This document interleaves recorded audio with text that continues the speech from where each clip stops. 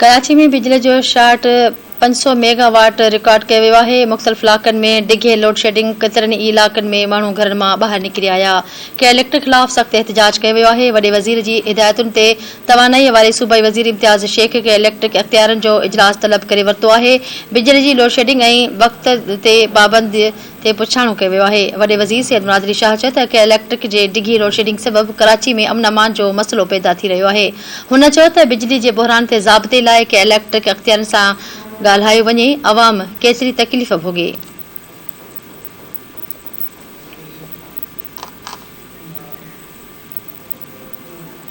इतलात खाते जे सूबाई वज़ीर शर्जील इनाम मेमून चयो त बिजली जी लोड शेडिंग सबबि शहरनि जी ज़िंदगी अज़ाब बणिजी वई आहे।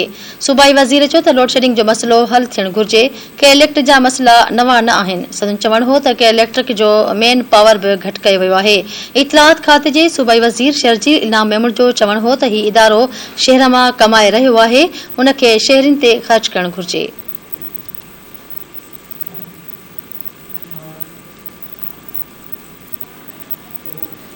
तवानाई वारे वज़ीर इम्तियाज़ शेख जी सदारत हेठि बिजली जी लोड शेडिंग बाबति अहम इजलास अॼु थींदो।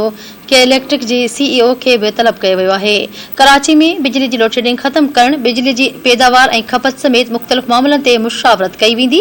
कलेक्टर खे बिजली जी लोड शेडिंग ते अवाम खां माफ़ी वठी छॾी। तर्जुमान जो चवणु आहे त ॿारनि न हुजण जे करे पैदावार घटि थी रही आहे। कराची खे 2700 मेगावाट बिजली फ़राहम कई पई वञे। 500 मेगावाट जो शॉर्टफॉल आहे।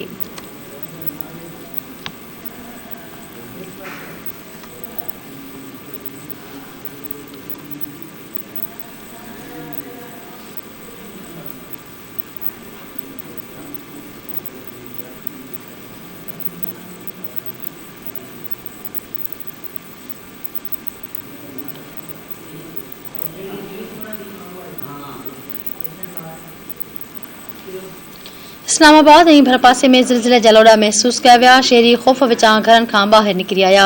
ज़िलज़िले जी शिदत रेक्टर स्केल 4.5 रिकॉर्ड कई वई। ज़िलज़िले जो मर्कज़ हिंदूकश जबल हुयो। रेक्टर स्केल ते ज़िलज़िले जी ऊनाही 130 किलोमीटर रिकॉर्ड कई वई।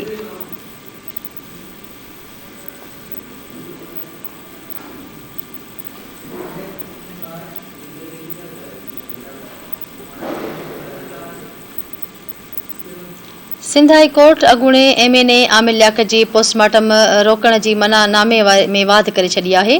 सिंध हाई कोर्ट में आमिर लियाकत जी पोस्टमार्टम ख़िलाफ़ घरा भातियुनि जी दरख़्वास्त ॿुधणी थी। अदालत आमिर लियाकत जो पोस्टमार्टम रोकण ऐं क़बर कुशाई न करण जो हुकुम बरक़रार रखियो। पोस्टमार्टम जी ट्रायल कोर्ट में दरख़्वास्त दाख़िल करण वारो शहरी अब्दुल अहद अदालत में पेश न थियो। ॿुधणीअ दौरान SHO ब्रिगेड ऐं SSP ईस्ट पारां रिपोर्ट जमा कराई वई।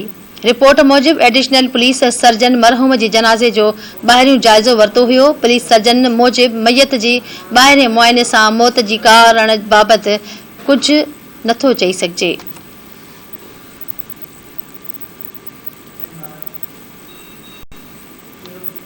वफ़ाक़ 17 खां 22 ग्रेड जा कामोरा गेट हुजण जो जवाज़ ॼाणाए सूबनि लाइ कामोरनि जी कोटा खुटाए छॾी आहे।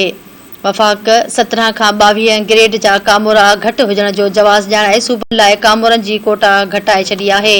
PAS ग्रुप में वॻो 894 कामोरा गेट हुजण सबबि सूबनि में कामोरनि जी मुक़ररी वारी कोटा 225 मां घटाए 1419 कई वई आहे। सिंध जे वफ़ाक़ी ऑफिसर्स वारी कोटा 606 मां घटाए 325 कई वई आहे। ग्रेड 21 में 12, ग्रेड 20 में 47, ग्रेड 17 में 36, ग्रेड 19 में 18 ऐं 33 पोस्टूं ख़ाली। सूबाई सर्विस जे XPS ग्रुप जे 591 पोस्टुनि ते रुगो 362 कामोरा मुक़रर थियल आहिनि। तरक़ियूं न मिलण सबबि संदनि 229 पोस्टूं ख़ाली पियल आहिनि।